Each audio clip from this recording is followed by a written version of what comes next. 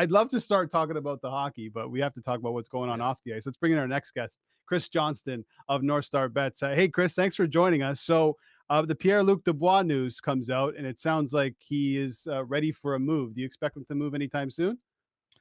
Well, that still remains to be seen. I mean, the Winnipeg Jets do control his rights as a restricted free agent for next season. What's happened here is Dubois has gone to the Jets, or at least his representative, Pat Brisson, has, and tried to open a dialogue about perhaps having him traded in the meantime. And so I guess we'll have to see how it shakes out. But, really, this is a situation maybe equivalent to what we saw with Matthew Tkachuk last year in Calgary, where, Dubois is not of a mind to sign a long-term deal in Winnipeg.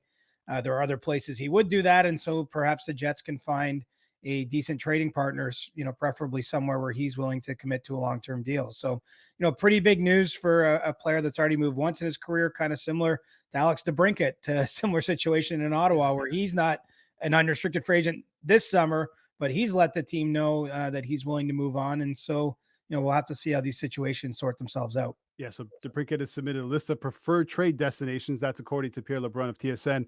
If he does move, where do you think he fits in best? Is that Debrincat or for, Debrincat. I think it's easy to point to his home area team, and that would be the Detroit Red Wings, a team that's, building itself up. I think could use maybe an injection of offense. And obviously one of the things Debrincat does best is score goals. He is a Michigan boy. And so that is believed to be one of the teams. I think the other teams on his list, well, I don't have definitive confirmation of. I think it's safe to say it's from the kind of Sunbelt teams that a lot of players want to play for, both because of the combination of, there's a lot of good teams in those areas, tax-friendly states, great weather, all those sorts of things. But to me, Detroit, at least on the surface, would make some sense. I don't know what it's going to cost to make that kind of trade, but the Red Wings are scaling up. It just might be hard for Ottawa to want to make that deal, within their own division against an organization that's in a similar spot to them in terms of trying to reel in some of the big boys in the Atlantic Division. Chris, when the Sens acquired Debrincat, it seemed like he was going to be there for the long haul. What went wrong in this last year now where looks like he's going to be out of town after just a short stop in the nation's capital?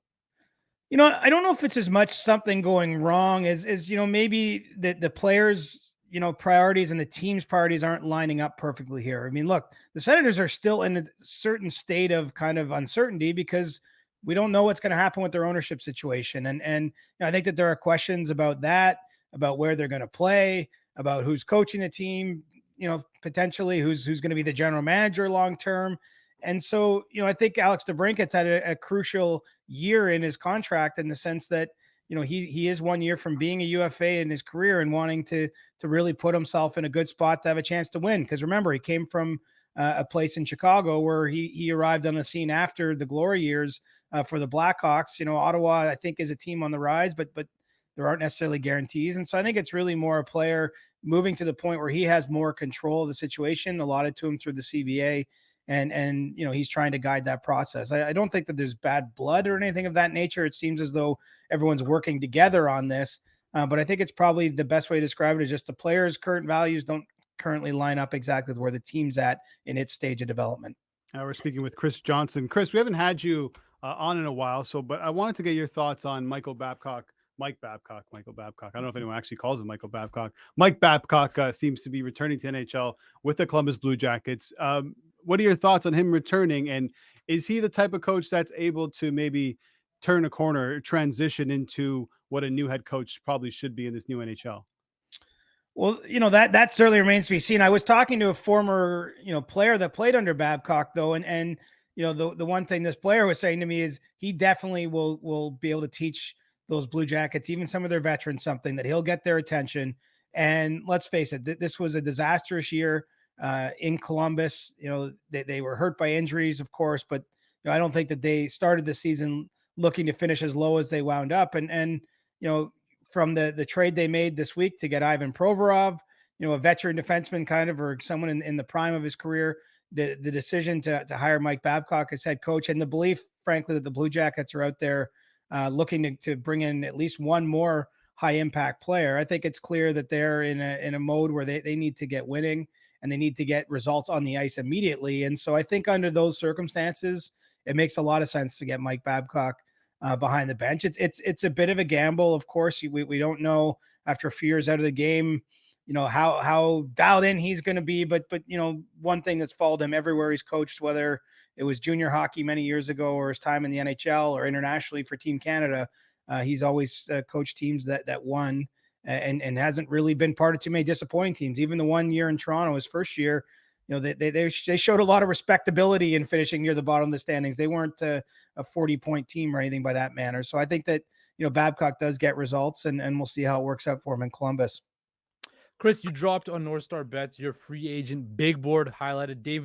Damon Severson, is number 1. You are GM Brad Tree Living.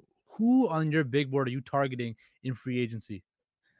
Well, you probably might be starting with some of your own players, right? Yeah. I mean, the Leafs have, 9 or 10 players that are unrestricted free agents. I look at someone like Luke Schenn, who's probably, at this stage of his career isn't going to come in at a huge number. I think that there's been some interest from the Leafs in trying to retain Schenn, although I don't believe they've got to the point where they're negotiating contracts or anything like that.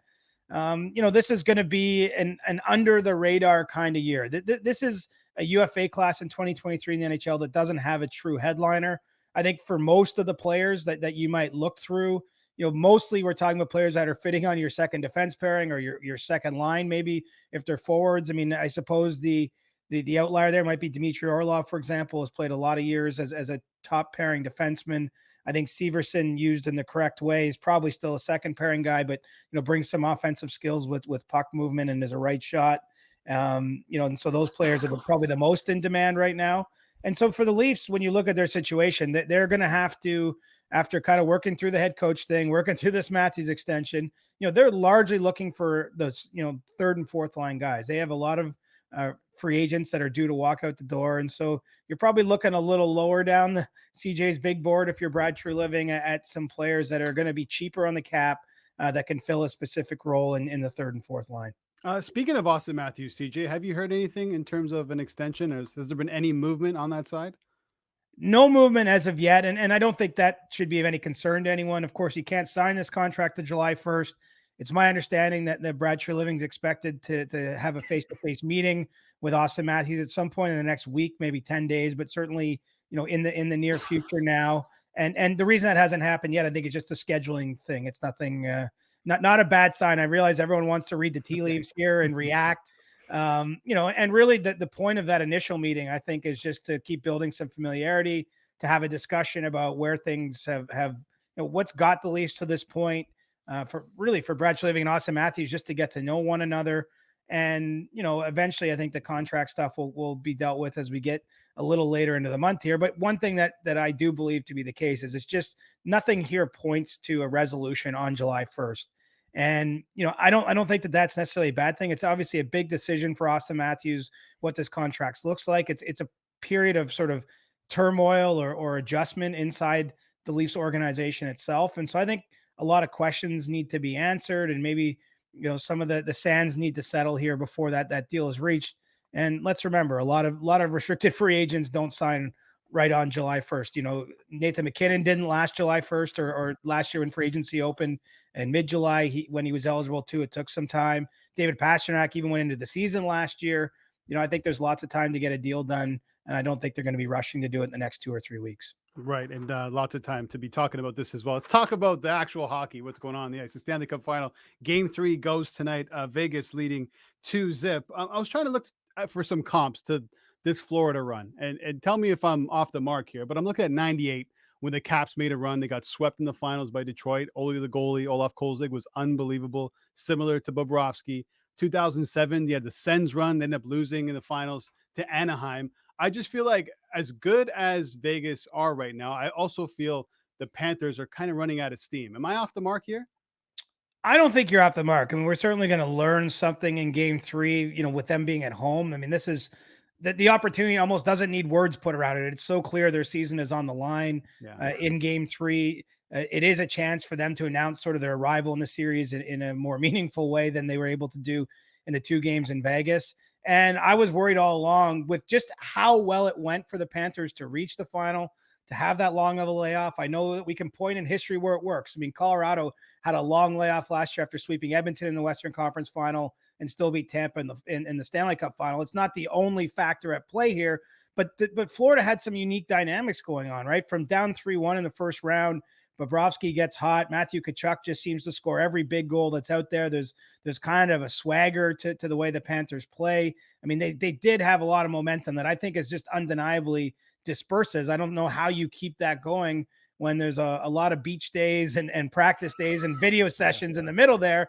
I'm not saying they didn't take this seriously. Don't let me radio myself here. But what I mean is that it's just, I think when you're in that rhythm of playing every other night and you're having the success they've been having, naturally that was fueling something, and they have to try to rediscover that. And really, I think they have to do it on Thursday in Game 3, because it's hard to imagine a scenario if they go down 0-3 that they're able to come out of that hole.